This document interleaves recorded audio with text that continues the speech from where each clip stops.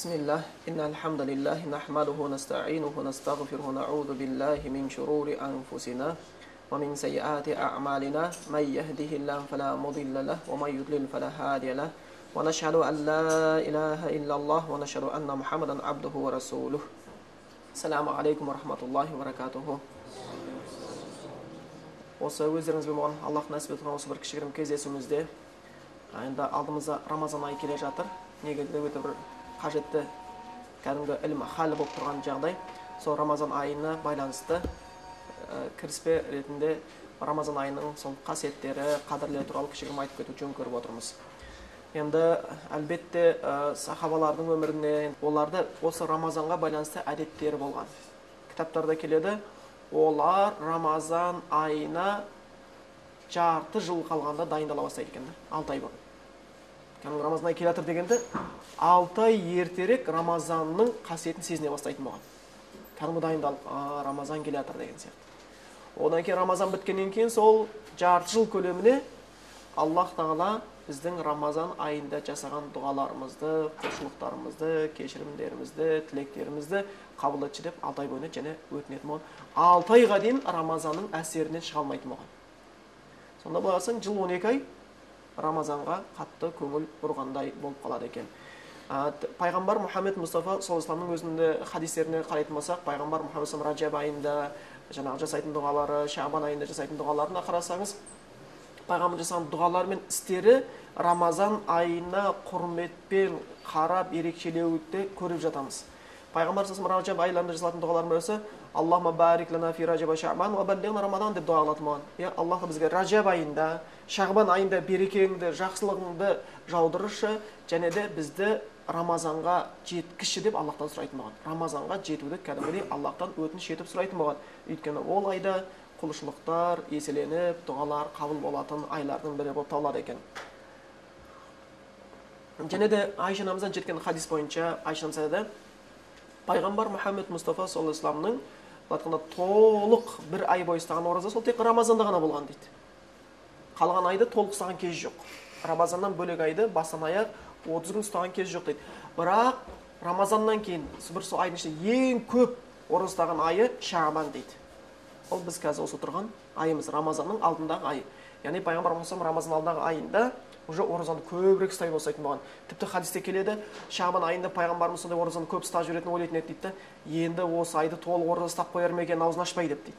Сондай ой келгендері болған дейді. Бірақта аузын ашып жібереді деп ойлайтын, енді бұдан кейін ұстамайтын шығар деп ойлайтынбыз дейді. Сондай қатар ұстап қалған бар, бөліп ұстаған бар осы күнде, бірақ Шабан айында нәпіл оразаны жиілететін болған. Бұны кейбір ғалымдар бұдағы хикметті, бұл жаңағы сүннеттен болған хикметті Рамазан айының алдындағы дайындыққа ұқсайды деп түсіндірген болатын.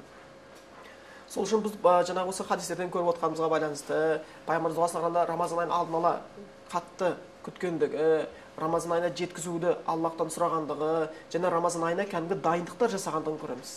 Алдын ала дайындықтар өзінің жаңағы денесін үйрете бастаған. Одан кейін сахабалардың өздері сол айға қатты құрметпен қараған болатын. Шынымен де біз енді сол нәрселерге бір жеке-жеке кішігірім тоқтап өту үшін жалпы лама қарап өтейікші Рамазан айына байланысты біз не білеміз? Ол енді қазір осы жерде менің ойымша сіздер бірінші рет ұстап отқан жоқсыздар Рамазан айына, бірнеше рет ұстап отырсыздар. Және бір қызық нәрсе бар. Тек қана ол осы Қазақстан жерінде тұратын мұсылмандар үшін ғана емес, халықтар үшін емес, басқа жерде сол нәрсе кездеседі екен. Адамдар кей кезде намаз оқымайды, бірақ ораза ұстайтындарын көреміз. Оны сіздер жиі кездескен шығарсыздар, қызық, намаз оқыта алмай, әуре болып жүресің, бірақ Рамазан келеді, ол ораза намазын ұстайды. Алжыра келіп отырады. Ал негізі шариғаттың үкім бойынша алатын болсақ, намаз оқымағаннан ораза қабыл етілмейді. Бірақ бұл жерде бір хикмет бар. Біз оны намаз оқымасаң, сен ораза ұстама деп айтпаймыз. Неге? Оның ораза ұстауы ауыз ашқандармен бірге отыруға алып келеді. Ал ауыз ашқандармен бірге отыруда ол жерде орыстан екен дінді білетін адам болып қалады да, насихат айтылып, сен іздеп жүріп уағыз айтатын адам өзгеп қалады саған. Ол оның шынымен де намаз бастап кетуіне себепкер болуы мүмкін. Көп адамдар ораза ұстап, артынша намаз оққанын көреміз. Енді сұрақ туы мүмкін. Қалай намазға қиналып жүрген адам, күнде бір 5 уақыт намазға, бір сағат кетер-кетпес намазға қиналып жүрген адам, бір ай тамақ ішпей ораза қалай қиналмай ұстай бастайды? Білесіздер ме не себептен? Бір себептер. шайтандар байланып қалады. Шайтандар байланып қалады.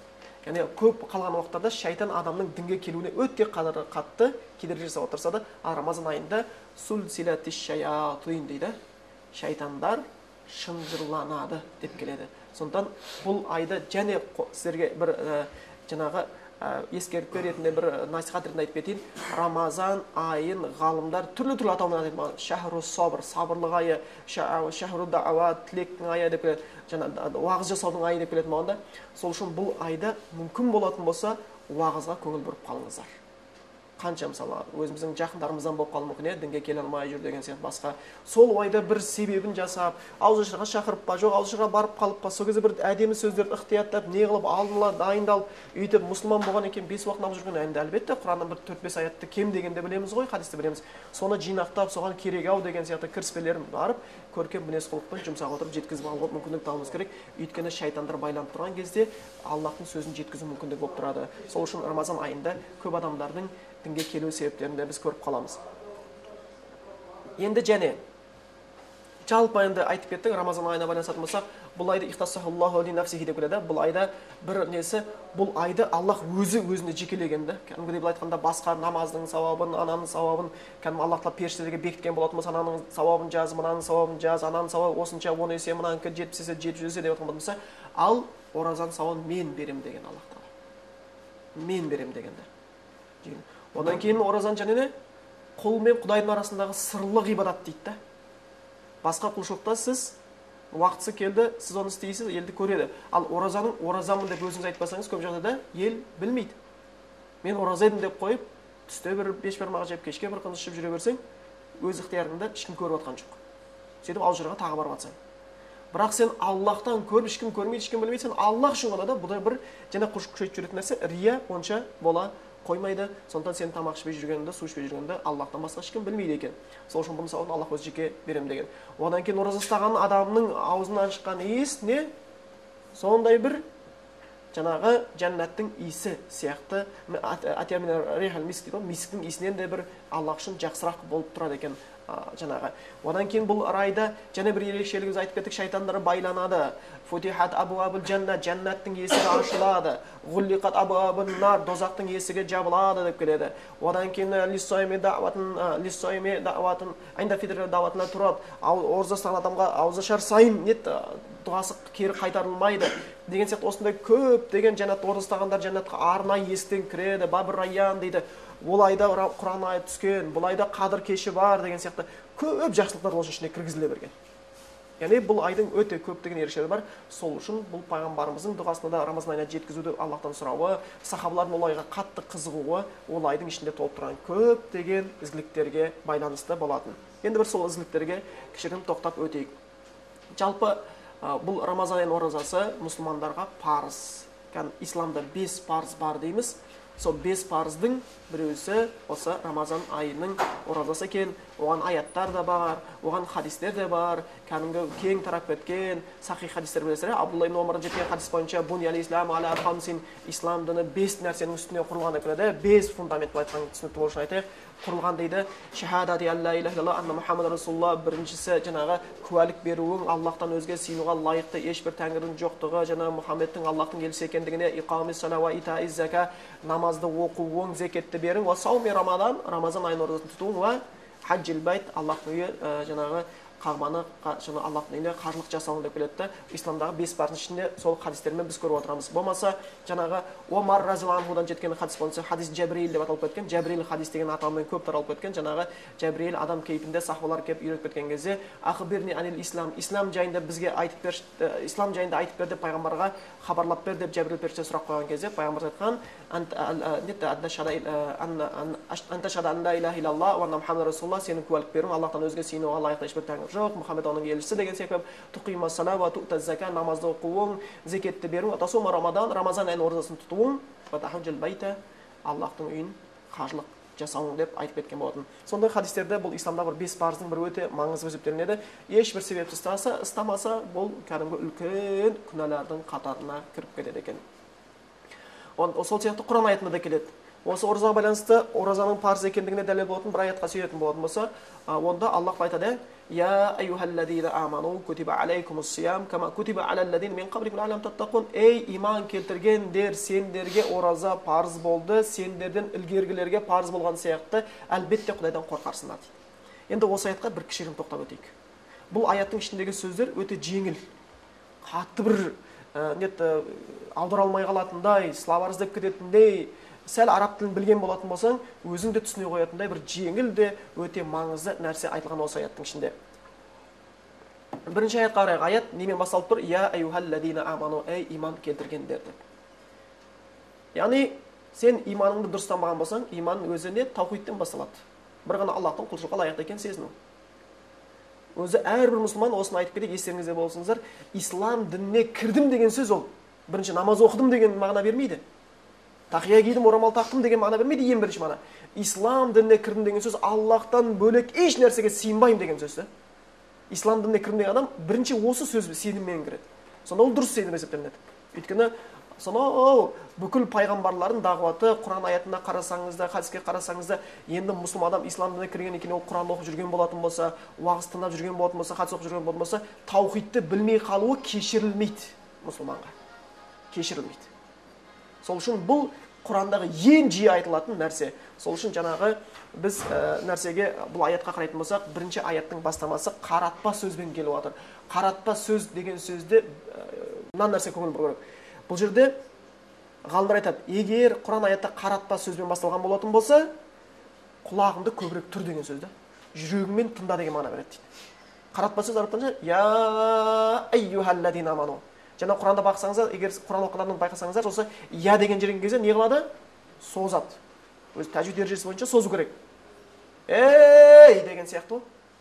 Біреуге ей десең де қарайды ғой, атын білмесең. Сол жақта я айюха. Ей деген кезде кәдімгі қаратпа сөзінде көңіліңді бұр, құлағымен бір әрбін жібермей тыңда, жүрегіңмен түсін деген нәрседе болып тұр. Жаңа бұл қаратпа сөз кімге айтылып отыр? Иман келтіргендерге. Егер иманы дұрыс болмаса, оразасынан пайда көруі мүмкін емес. Біреу әруаққа сеніп жүрген болса, біреу палшыға барып жүрген болса, маған десең 30 күн емес 300 күн ораза ұстасын, оны пайда көре алмай қалады. Бұл осы Рамазан айында сондай керемет сауаптарға жетем десе, жәннаттың есігі ашылып тұрған кезде, дозақтың есігі жабылып тұрған кезде, дұға тілегің қабыл болайын деп тұрған кезде, жәннатта арнайы есіктен кіргізейін деп тұрған кезде, сенің аузың жұпарып, жаңа мисіктен артық қылып тұрған кезде, сондай кіргізіп тұрған кезде, сен өзіңнің бүкіл құлшылығыңды болмайтын бір Аллахтан бөлек нәрсеге сыйынуменен аруаққа, палшыға, көріпкелге барам деп жаңағы талқандап тастауың ақылға сиятын нәрсеміз екен. Сол үшін бірінші бұл аяттың бастамасы қаратпа сөз, және ол қаратпа сөз мұсылмандарға арналған. Сол үшін Абдулла ибн Мас'уд айтады, егер Құран аяты я айюхаллазина аману деп басталса, құлақты қатты қою керек дейді. Өйткені бұл аяттың ішінде Құранда келген я айюхаллазина аману, ей иман келтірген деп басталатын аяттың бәрінде дейді, екі нәрсенің біреуі міндетті түрде болады дейді. Не Аллах Тағала бір жақсылыққа бұйырады, бір құлшылыққа. Бұлай өткетуге болмайды. Құран оқысаңыз, сіздерге де бір не қойын, Құранның бір хикметін айтып кетейін. Құран аятын оқыған кезде я айюхаллазина аману деген аятқа келіп қалсаңыздар, ерекше көңіл бұрыңыздар. Міндетті түрде бір нәрсеге Аллах бұйырады. Не міндетті түрде бір нәрседен тияды. Көңіл бұрыңыздар. Енді бұл жерде неге бұйырып жатыр екен? Я айюхаллазина аману, ей иман келтіргендер, кутиба. Кутиба араб тілінен алған кезде жазылды деген сөз, мағынасы фурида, парыз болды дейді. Кутиба алейкумус сиям, сендерге ораза парыз болды дейді. Осы аятпен оразаның парыздығы келіп отыр. Және не дейді? Кама кутиба алаллазина мин qablikum, сендерден ілгергілерге парыз болған сияқты дейді. Бізге дейінгі де кітап түскен қауымға, осы христиан қауымы, яһуди қауымдарына, оларға да ораза парыз болған. Яғни бұл сондай бір құлшылық, Аллах Тағала бұны жаңа құлдарының істегенін сондай жақсы көреді, оны бүкіл үмбетке беріп отырған. Яһудилерге де бұл парыз еді ораза, христиандарға да бұл парыз еді бұл ораза, бізге де парыз етілді. Яғни бұл сондай бір ерекше құлшылықтың түрі ешбір үмметтен қалып кетпеген. Бірінші мағынасы. Екінші мағынасы, Құран айтады, фастабиқул хайрат, жақсылықта жарысыңдар дейді. Оларға осы ораза парыз болды, қолдарын шеген ұстады. Сендерге парыз болды, сендер де қалып кетпеңдер дейді. Сендер де қарысып кетпеңдер. Өзі Құранда фастабиқул хайрат, жақсылықта жарысыңдар деген, жарысыңдар.